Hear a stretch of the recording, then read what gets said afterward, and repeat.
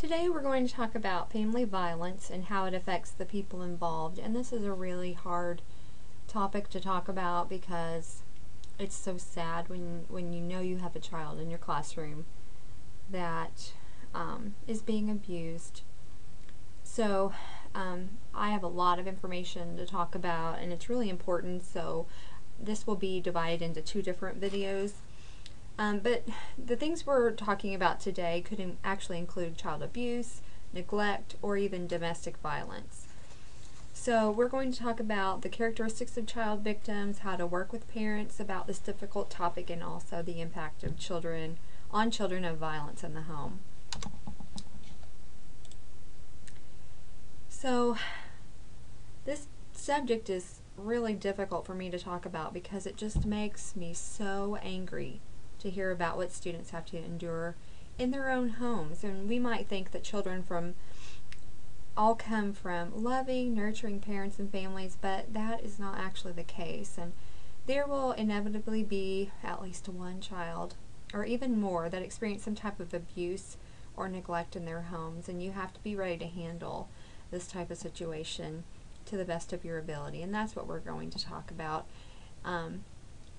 These children have anxieties and fears and really low self-esteem, and it's just so sad. And you can be that person that is there for them and helps them through some of these things, but only if you recognize that and you are open to helping them. So this really is a huge issue, and these statistics are so startling. Over 3.3 million children were referred to preventative services because of a protective service or safety concern. So in other words, teachers or people in authority reported children's parents or families to say they weren't taking care of them well enough for the benefit of the child. Also, an estimated 1,740 children died as a result of abuse and neglect in 2008. And 25% of women are battered every year.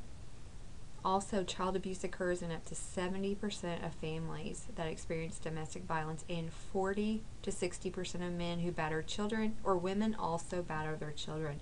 So this really is a huge issue, horrible issue, but you really can't hide from it because you have to deal with it. I cannot even comprehend the environments that some children live in or the actions that their parents take. I just don't understand it. But you must be able to work with these families and also be there for the child. Even though the child might be involved in the abuse firsthand, they are many times witnesses to the abuse between their parents. So it could go either way. They could be directly or indirectly affected. But 95% of the abuse is perpetrated by men, and that's why there is that stereotypical, man abuser wife or woman who is the victim, because that's how it usually is. But it doesn't have to always be like that. There are some women who are abusers, and so you do have to be aware of that. But children are gravely affected by their abusive home life, and it shows at school. You'll see it. You need to be aware of the signs of abuse so you can know what to look for, and we'll discuss those here in just a minute. So as you may have guessed and can certainly imagine, children in negative abusive home environments react in a multitude of ways, and they range from being overly aggressive to never even speaking.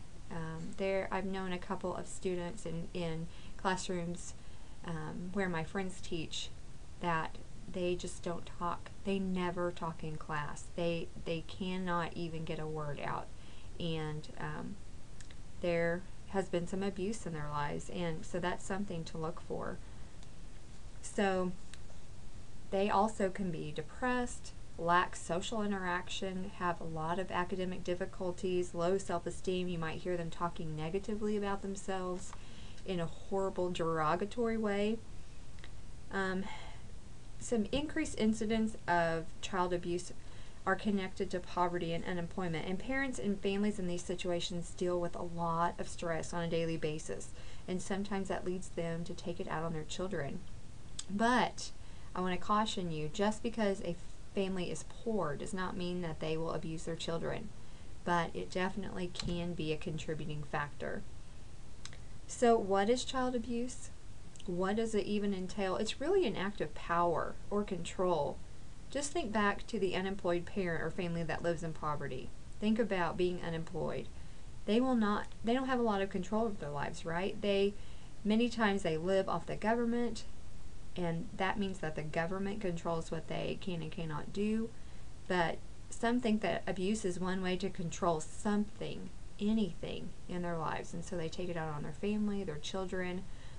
I don't know if any of you saw this, but on the Bill O'Reilly show, or the O'Reilly Factor at nights, where I watch news a lot of times, and there was a toddler who was being goaded into swearing, and here's the link right here on the presentation, but he was being cursed at, he was being videotaped while these adults in the room were telling him to curse. And if you want to go and watch a little bit of this video, it is so sad. This little child in diapers is being cussed at and told to cuss to the camera, and it is just so sad. So, what do you think? Is that abuse? I certainly think it is abuse. But also it can be neglect. Neglect is depriving the child of any of their needs, and it leaves them vulnerable. And, lack of supervision can be a part of that as well. So there are 3 categories of abuse: physical, emotional, and sexual maltreatment. And I think we know these, hitting children, and the emotional would be saying horrible things to them, telling them they're stupid, all of that type of thing, and sexual maltreatment, that is obvious. But there are also 3 categories of neglect. Physical neglect, which could relate to being clean, having clean clothes, taking them to the dentist, taking them to the doctor when needed, all of those type of things, and just not doing them.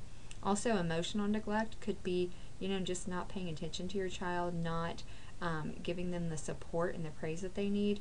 But also medical neglect. Like I said, the physical and medical go together. There are a lot of factors that go into why kids are abused. But since child abuse can occur in many different ways, you need to know the factors to look for when trying to identify abuse. It depends on the severity, the frequency, the pervasiveness, the age of the child, and also the vulnerability of the child. And we'll look at 3 different factors that contribute to child abuse: the caretaker, which could be the parent or another family member, the child, and the environment. So the parental factors, as you can probably already guess, stressed out, addicted, or unhappy parents are the ones who are most likely to abuse or neglect their children. They get stressed out because they don't know how to adequately parent their own child. Sometimes schools in these situations can step in and offer parenting classes, and that can help families dramatically, but you have to get those families in, and you have to communicate with them and show them that you want them to support their children as you support their child. So these are really important, so you need to look for those signs of those stressed out parents. There are also some environmental factors, and as we talked about before, poverty is really one of the roots of abuse because it permeates every part of life. People in poverty cannot get away from it. It makes families sometimes socially isolated and very, very stressed. They don't know where their next meal is coming from.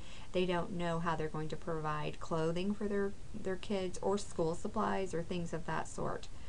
Sometimes single parent families struggle with who cares for their child during or after school so they can provide for their families and go to work.